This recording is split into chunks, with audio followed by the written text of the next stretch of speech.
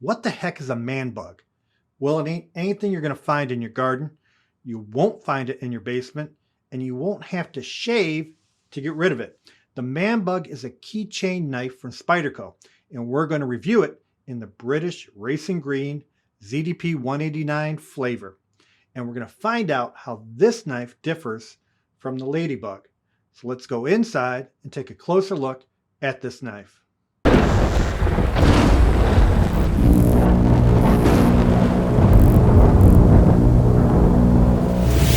Hello and welcome back to Blade Insider, where we talk about all things knives. Today, we're going to take a look at the Spyderco Manbug and do three things. First, we're going to discuss what makes this knife different from the ladybug. Next, we're going to discuss the blade steel, ZDP 189. And finally, we're going to do a quick review of the knife. But before we get into the knife, I want to talk about subscribing to this channel. We're building a community of knife aficionados to talk about all things knives. Subscribing to this channel helps support this community, so consider hitting that subscribe button and ring the bell for notifications of our new videos. Spyderco's Ladybug was designed by Sal Glesser in 1990. It's had 3 generations, with the 3rd generation introduced in 2007. It's been built with numerous scales and steels over the years. The predominant blade steel of the 3rd gen models includes VG10 and H1. Predominant scale material has been FRN or fiberglass reinforced nylon. The Ladybug was designed to fit on your keychain, but packs a tremendous amount of cutting power. The blade length is 1 7/8, close length 2 7/16, and overall length 4 5/15. Sal designed the Manbug in 2012 to address the hurt male ego. It's a bit bigger than the Ladybug while still being awfully small. It has a broader flat blade and it's clipless with a lanyard hole. It's designed to be carried in your pocket. The Manbug comes in a bunch of variations, including the ZDP 189. Primarily, though, the predominant blade steel has been VG10. The measurements on this knife include a blade length of 1.96 inches, overall length of 4.45, and it weighs 0.65 ounces. Let's take a closer look at both these knives. Here we got the Ladybug on top and the Manbug on the bottom. We can see that the Manbug's blade is a little broader than the Ladybug, and importantly, it has a little larger spidey hole than the Ladybug. This makes the Manbug easier to deploy with large hands. On the scales, you can see that these knives are essentially the same size, but on the scale, it has a meatier, thicker scale for the Manbug than the Ladybug. And the scales themselves are both FRN, but the Manbug is a grippier grip than the Ladybug. It has more bite to it. Spyderco makes the Manbug in ZDP 189 blade steel. So what is ZDP 189 steel? It's made by Hitachi. It has 3% carbon and a whopping 20% chromium. With the steel, you can obtain very high hardness. In part, this is due to the high carbide content in the steel. Toughness is low for the steel, with it getting beat out by steels like CPM 154. For edge retention, this steel is better than S35VN and LMAX, but does not hold its edge as well as S90V. As for corrosion resistance, this steel is relatively poor. Therefore, care should be taken with this blade steel.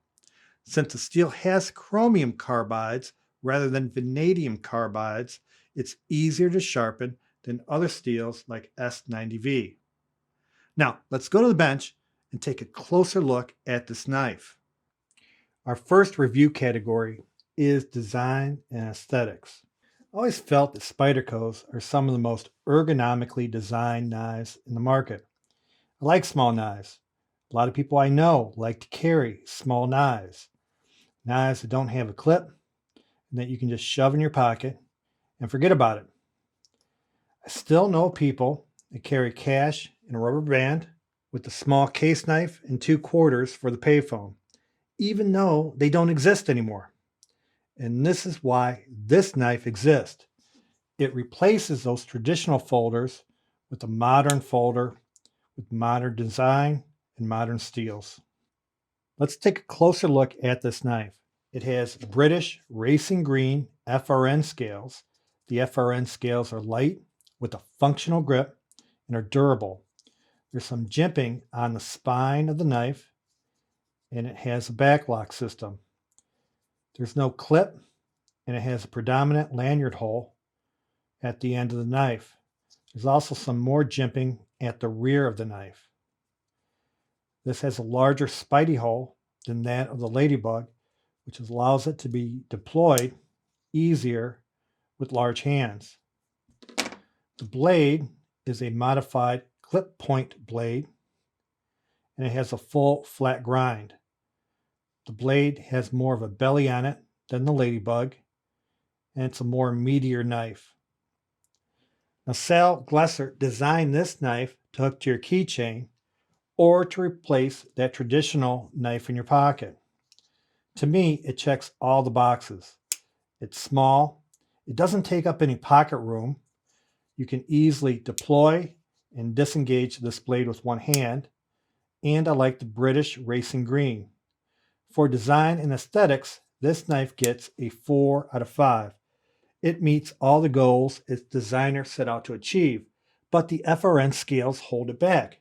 Don't get me wrong, FRN is lightweight, grippy, and durable, but if you're replacing a traditional folder, you need to match them in scale material. FRN falls short of this goal.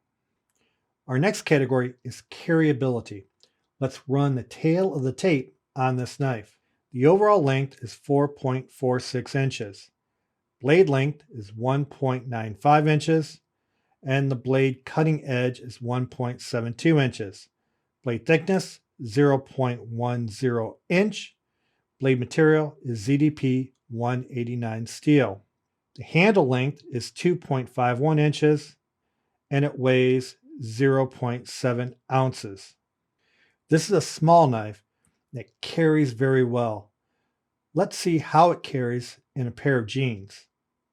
Well, you can see how small this knife is compared to a pair of jeans. It can be easily stuffed in the watch pocket of your jeans. You can stuff it and forget about it.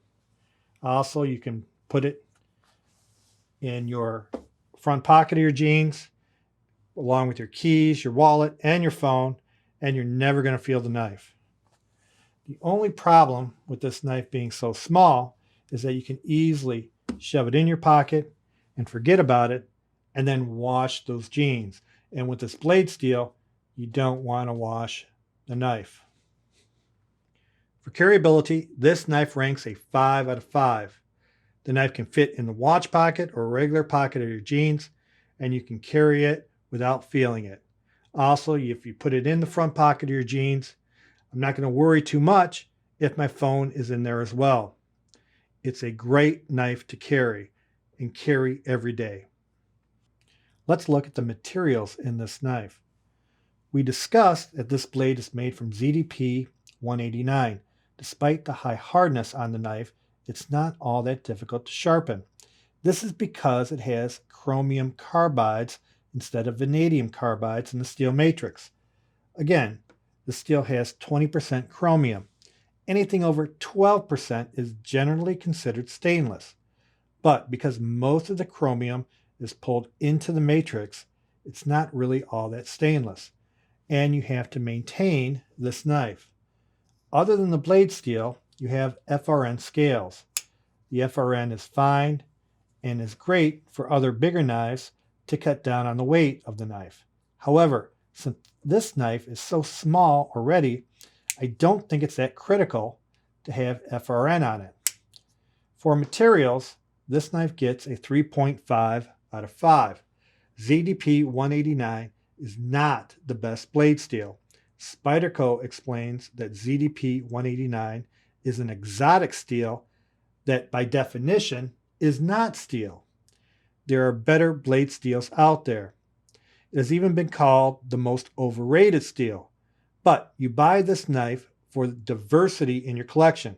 It's better to have different steels so you can learn the best and worst attributes of each. So you seek out this steel because you know the limitations, but you want it the same.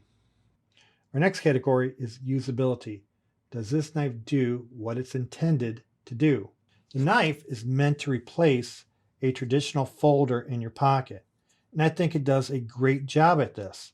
The knife is small or smaller than those traditional folders, but is more lightweight. And you can do something with this knife that you can't do with a traditional folder. Open and close it with one hand. Despite the limitations of the blade steel, it's still going to beat out Case's surgical steel or 1095 steel, and you can sharpen it easier and for a longer life of the blade. Holding such a small knife is comfortable, and the beefier design fits better in my hands than the ladybug. The ergonomic handle has cutouts for my 2 fingers, and I can get 2.5 fingers on the knife when in use. The minimal jimping on the spine and on the thumb ramp on the blade provides me the traction that I need for precision cuts. Speaking of which, let's see how this knife cuts.